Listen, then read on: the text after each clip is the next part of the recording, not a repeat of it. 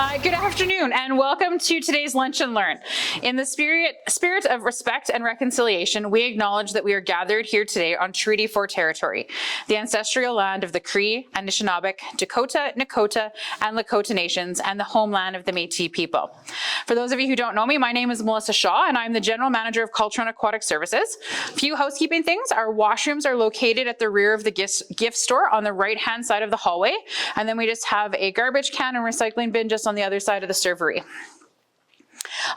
Before we get too much further, I would like to thank our sponsors, the City of Swift Current, Sask Lottos, Sask Culture for their continued support of the museum, and also a big thank you to Connie Weeb from Country Hills Catering for this very yummy lunch.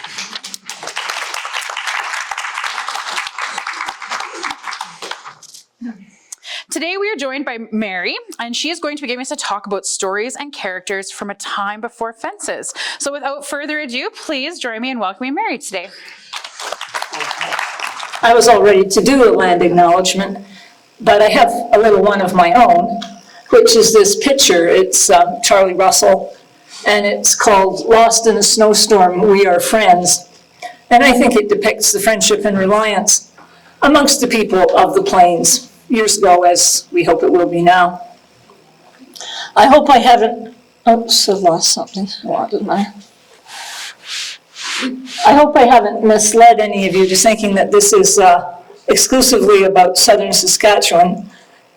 I consider the open range to be this whole area of the Great Plains, and this story will go up and down the Great Plains. And it started in 1865, right at the end of the American Civil War. It was, and for the next 40 or 50 years, it was the golden era of open range, and it did encompass all that territory. It was a country of enormous economic opportunity and a way of life which attracted an incredibly diverse section of people. Today we might not know our neighbors in the next RM, but in the cow world of those days, men at Val Marie would know men in Montana, know men in Alberta. It was a huge country, but a small population. Can you bring your microphone just a little closer? When you move your head, it's hard to hear. I think, is that better? If I keep my head in the right place. What happened in this country in this brief window of time is the basis for the Western cowboy culture, which has so captured our imaginations, books and movies and prose and poetry. It all began at the close of the Civil War in 1865. Many men had gone to the Civil War from Texas on both sides, and West Texas was overrun with wild cattle. As soldiers returned home and markets opened, these cattle were gathered up and trailed north to the Union Pacific railheads in Kansas for shipment to the burgeoning eastern states. The Union Pacific had gone through Kansas. They started work on it right away after the Civil War, so in the late 1860s it was functional. Much as beaver was free to the fur trader and gold was free to the miner, grass was free to the cattleman. Other than the purchase of cattle, the only expenses were remuda of horses. They had to hire a foreman, hire a cowboy crew, and they might have a small piece of land somewhere with water for a headquarters. For a decade or two, the profits were astronomical because they didn't have any costs and cattle weren't expensive. Profits exceeded 30% and often as much as 50% as long as the weather stayed good. Investors flocked to get in on the action. A group of wealthy cattlemen in Wyoming founded the Cheyenne Club. That's the Cheyenne Club.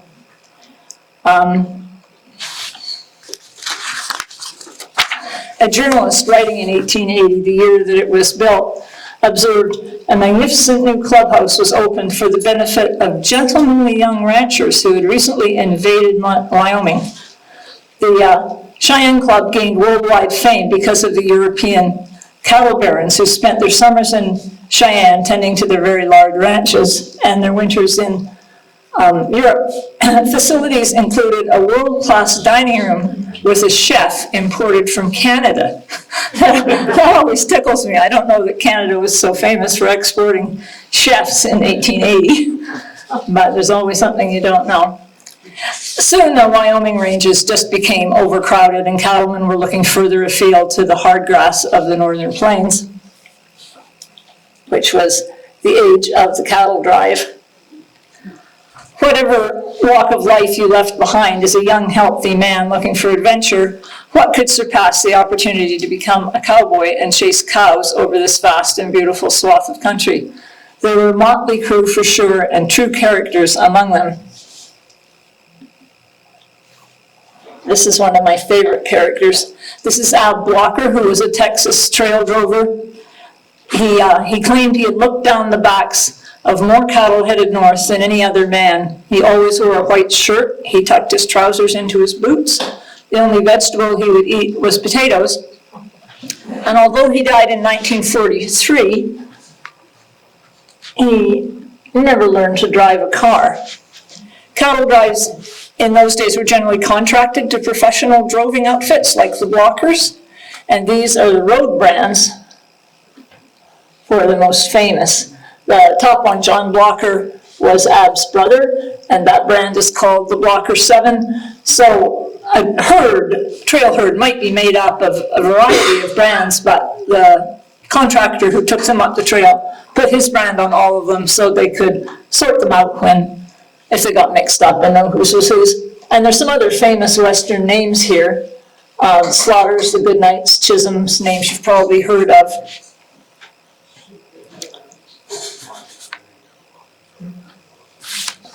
And soon, a lot of these outfits had laid claim to grass in Montana and the Dakotas. And these are the brands of some of the very biggest southern ranches. Some of them you probably have heard of. And three of them, the N-Bar N, second from the top, and the two at the bottom, Boone Cattle Company, Circle Diamond, and the Matador Drag V, secured leases in Saskatchewan.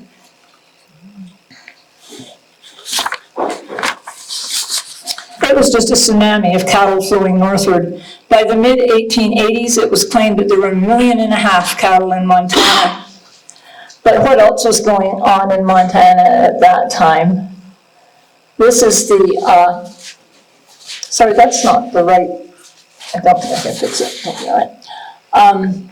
These aren't exact lines, but it shows you the territory of the peoples who were there at the time. And in 1851 and 1868, the U.S. government signed treaties with local tribes at Fort Laramie. This is, I think this is the 1851 treaty being signed. Fort Laramie was an imposing log fort with stockades, and I keep wondering why did they meet there, but I suppose it was out of maybe respect to the native people. Wyoming didn't become a state until 1888. So the treaties were signed, and I don't have a map of the territories in the treaties, but they were big. But pretty quick, the greedy cattlemen wanted more, and the government obligingly took back reservation land, making it available to the cowmen for free, and that's something that didn't stop for a lot of years everywhere. And now we go on to the, I think I can make this better here. That's better. This is the age of open range all over North America. This is a wonderful little book that I found in the archives of the Library of Congress. I'm sure that an original one in the back pocket of a cowboy would not have had a long life. So it's wonderful that they have a good one. You can see it was for the fall work of 1900, and I've lost my pointer. And below, I'm not sure if you can read it, it describes the territory that they were riding over, the grazing districts. And I just drew this on a map to give you an idea of how big it was. This little book is just crammed full of brands. And it doesn't exactly give an address, but it gives the brand, the owner's name, and it gives the name of a grazing district where they were. The little book is also full of advertisements, which today look quite quaint, but were pretty serious. Coxwell was a famous saddler in Miles City, and a couple of years in the late 1880s, he produced 1,000 saddles a year. And the East End Museum has just been given one of these. It's in pretty rough shape, as you can imagine, but it's sure a treasure to have. And if you rode for thousands of miles in that saddle, you might need Rudy's Powell suppositories. It just still makes me blush. Can you read the description? I mean, Queen Victoria was on the throne. This is so graphic. However, but here's something that you won't find in a Western store these days. This is a fire extinguisher. You can see how it works. It was an asbestos blanket on top of chainmail, and you put a cowboy on the unburned side and one on the burned side, and they drug it up to the line of fire. They also used to, if they didn't have one of these, they used a cow. They'd kill her and pull her up the line of fire like that. But most, by 1900, most of the early roundup wagons carried one of these with them because fire was the thing that cattlemen feared the most. I got into, and there's still one of those. This is in the museum at Climax. It's a great treasure. A little worse for wear, but that only proves that it was used. It was not long until the Montana ranges were depleted due to extreme overgrazing and very big fires, and cattle spilled across the 49th parallel. Notifying American owners and pushing these cattle south became a significant part of the duties of the Northwest Mounted Police. The earliest ranches in the Canadian West were established by retired Northwest Mounted Police and Hudson's Bay men who could see that there was money to be made selling beef to police posts, trading posts, and Indian reserves, Moneyed Eastern interests with stakes in Alberta grasslands were clamoring for grazing security, and they had friends in Ottawa. Townships and ranges had been surveyed in Saskatchewan in 1877 and in Alberta in 1881. I really am an amateur historian. I am no good at finding my way around the National Archives online, and I have never seen an advertisement for grazing, and I have never seen a completed lease agreement, though I'm sure they're there. I just don't know how to find them. But there were lots of applications. They were called Memorandum of Understanding, and they flooded in from everywhere. The States, Scotland, England, and many of them, well, they were mostly all, written out in longhand. Like this is the third page of one, and you can see it's signed by John A. MacDonald. This is probably, that is 1886. And some of them had maps. Here's a map, and you can see that the sectional survey is creeping south. But this was two ranchers, Gooley and Wood at Maple Creek, and the dark piece in the sectional survey is what they were applying for.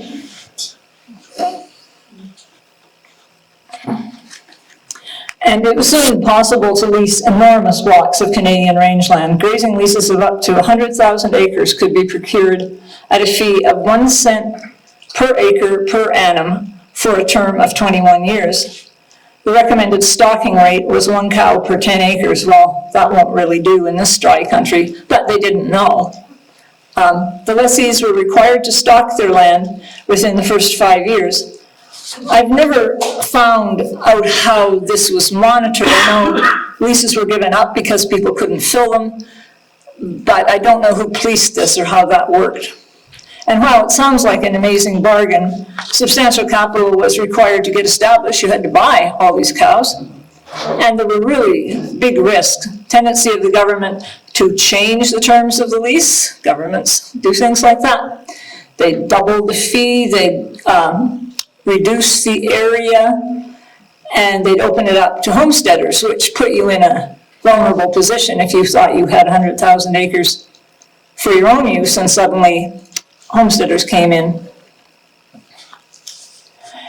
So, as usual, the big threat was grass and also wolves. Wolves were a huge problem.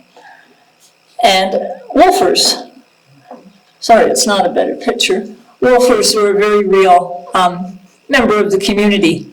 Had lots of dogs and a nimble horse, and they were very independent. They would go and work for ranches. They'd be paid for what they killed, and there's also a government bounty in some years. And they'd travel. There were no boundaries, no borders in the open range days. They'd go south, they'd go north. That's what I love about it.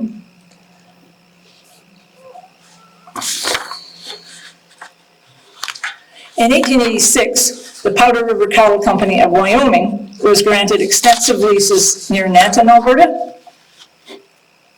The head of this enterprise was a charming but penniless British aristocrat, Morton Fruin. There he is. He was badly bitten by the cowboy bug, and soon he was dressing like this. In the early 1880s, he and his brother established a ranch on the Powder River near present-day Casey, Wyoming.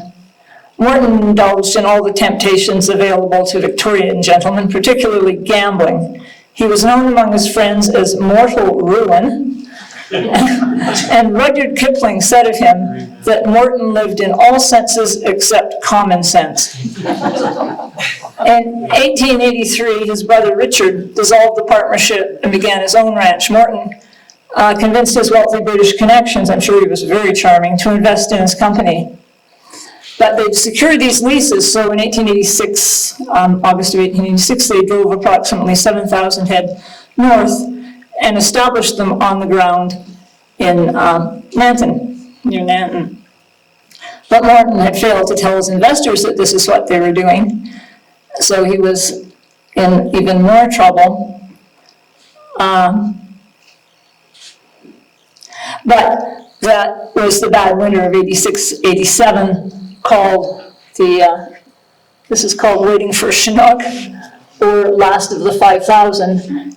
And that was the end of Morton. He was ruined. His shareholders removed him.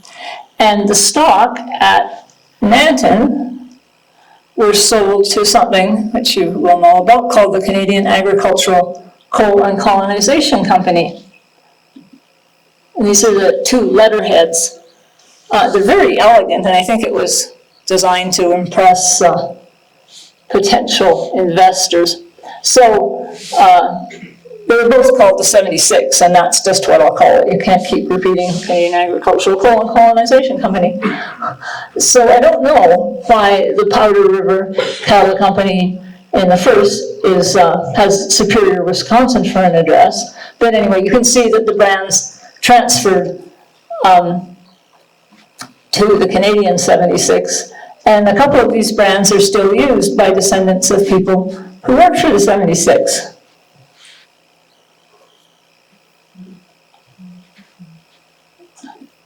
Here's Sir John Lister Kay. He's a little better looking than Morton Fruin, but he's much the same. And here he is after he's lived in Alberta for a few months. He didn't have much money, but he had a lot of enthusiasm for spending his friends' money. And he spent a lot of time in Ottawa. It really was such a small world. He hobnobbed with politicians and railway magnates, which paid off for him as he secured 10 parcels of land of 10,000 acres each, situated along the CPR main line between Rush Lake and Calgary. And those are all the farms. He planned to establish, well, first he convinced the company, now that he was just the manager, he convinced the company to buy this for him, private railway carriage. And he scooted along the CP tracks between the different farms. It had an office, it had living quarters. Often his wife went with him. It was called, you can't just see it, was called the Nautica after his wife. And so he'd just hook on to a CP train and say, drop me at Crane Lake, and they would. He imported purebred horses, cattle, and sheep from England, which is probably one of the better things he did. I always wonder if there are any cattle, now we have DNA testing, who have any of those bloodlines in them, because there are some documents showing the pedigrees of the animals he imported all those years ago. Anyway, on each farm, they planned to build a set of identical architect-designed buildings. This is the house model. This house is at Crane Lake, and you can see the iconic 76 barn in the background. And this is the same model of house, but this is at Swift Current. On the site, Hugh Henry tells me, of the Oman School, which isn't there any longer either, sadly. And this is that barn, one of those barns. This is at Gull Lake. It burned down in there are pictures of it, there's a wall of flames. But behind it, you can see the same house. And that building is the only 76 building that still exists. It's still in Gull Lake, but it had various uses. But lately, a family bought it and have renovated it into a very elegant house. So it's a bit hard to recognize, but it's the same shape and it's still there. So that's a good thing.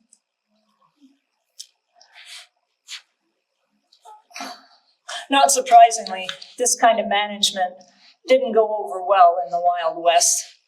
And the debt piled up, and very soon his shareholders relieved Sir John as manager in 1889.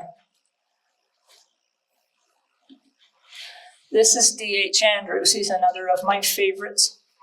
He was a young Englishman who'd been ranching near Douglas, Wyoming, but was ruined by the big die-up of 1886-87.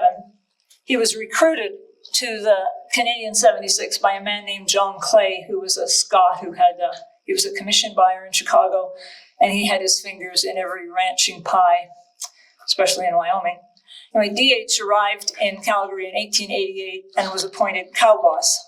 He was always known as D.H. They did say that some people called him Duke, but I don't think they called him that to his name. He was shrewd and careful, as well as being an outstanding cowman. I was in Alberta one day talking to Clay Chataway, who's an old-time rancher in the Cypress Hill or the Porcupine Hills, and he said that he thought that D.H. Andrews should be as famous as George Lane, who's a very famous Alberta cowman. So that warmed the cockles of my heart. But he's just not so well known. He was very, he liked to join things. So here he is. This is 1890. This is the Ranchmen's Club in Calgary. And you can see he's one of the founding members. He had some horses in Alberta, obviously, of his own. And a lot of these other names still are ranching families in that part of Montana. I think the Ranchmen's Club is sort of Calgary's answer to the Cheyenne Club. But it still exists. They still meet. I think they meet once a year. So with DH in charge in 1893, the company was restructured, and a new name, the Canadian Land and Ranch Company. Ranch spelled with an E, it's still pretty British, with DH as the new manager. For the next 12 years, under his able hand, the company turned a profit. DH divided his time between the Calgary office and all the outlying farms. He took the train to visit the farms, no private railway carriage for him. Once when he was in Swift Current, he sent a man down to the hotel to get a bottle of his favorite whiskey, but they didn't have his brand, and he immediately got on the train and went back to Calgary, so he wasn't without his weaknesses. Sadly, DH died in 1905. After all his hard work in getting the company into the black, I am glad he did not live to see the devastation of the killing winter of 06-07, when 65% of stock on the range died. And that was the end of British ownership of the 76. The next owners was the firm of Gordon Ironside and Fairs in Winnipeg. This was a vertically integrated company. They had slaughterhouses, feedlots, butcher shops, and they controlled a lot of grass in the western provinces.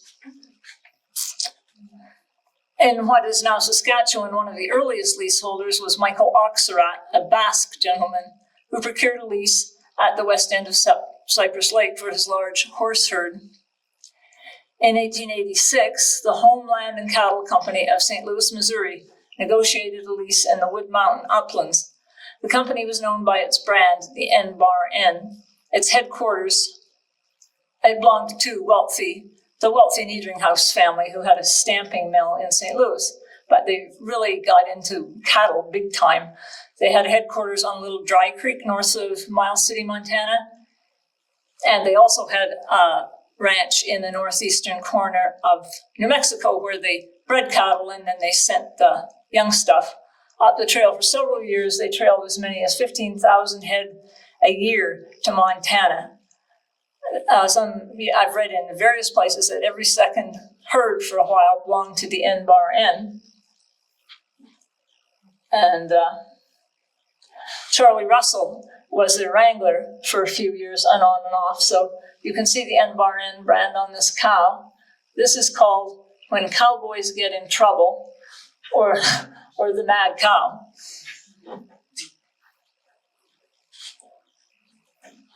When this outfit arrived at Wood Mountain on the 8th of June in 1886, they made an indelible impression on a young Northwest Mounted Police trooper, George Donkin, who wrote in his diary, "Colonel Sheets was a tall, fine-looking man with long, dark mustache. He was clad in a suit of brown corduroy. Each of the party wore huge white sombreros, and each was armed with a revolver carried in a leather holster attached to a cartridge belt. The colonel's weapon possessed an elegant ivory handle with silver inlay. The cavalcade was mounted on splendid broncos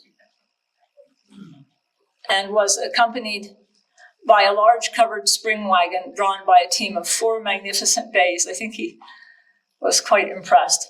"The purpose," he says, "to bring in a total of 26,000 head and have secured a lease of 700,000 acres for 21 years. I'm not sure what George Donkin knew, but that's what he thought was going to happen.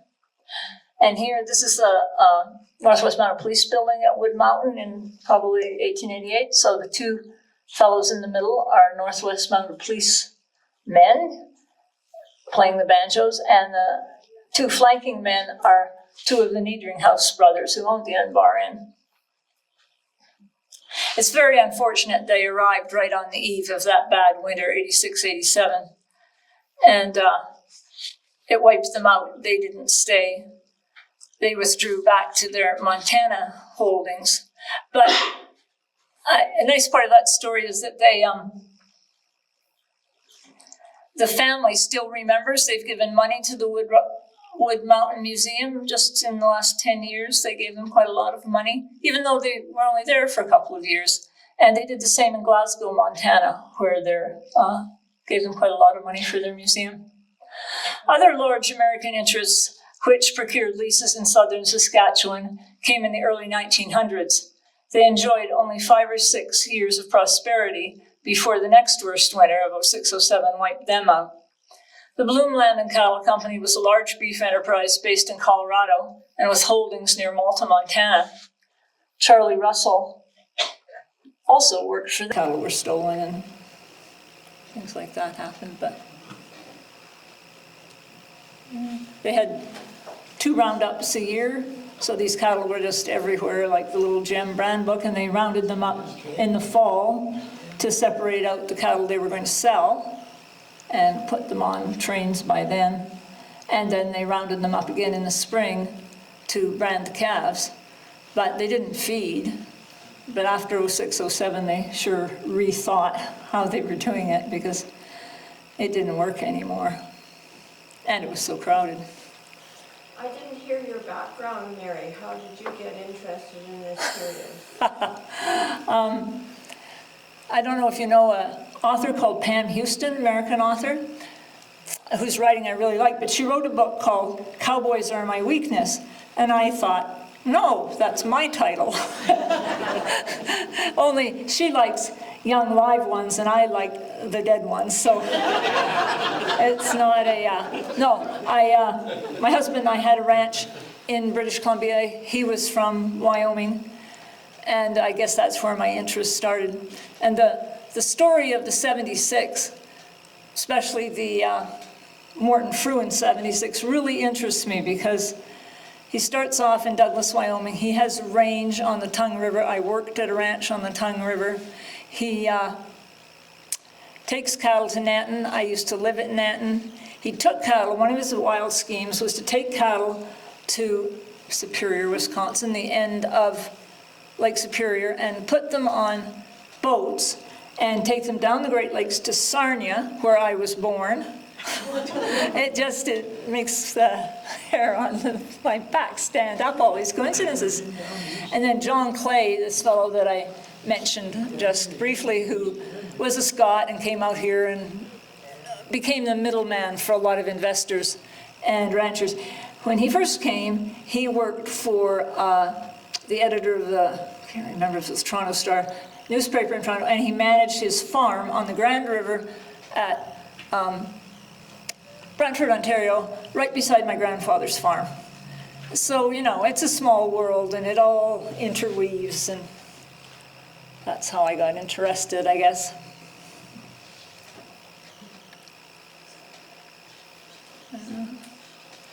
And I mean, how can you not love that country? That picture was taken by Dwayne Morvick, but I love it. It doesn't show any telephone lines or fences. It's just the way it was. In what area? This is at I don't know where I am. This is at East End. Yeah, if you look closely, you can see the tower, but we don't look that closely. Didn't you know that, Bert? Yeah, I shouldn't have pointed to that. Yeah, so. Well, thank you, Mary, for joining us today. Big round of applause. Oh, you're welcome.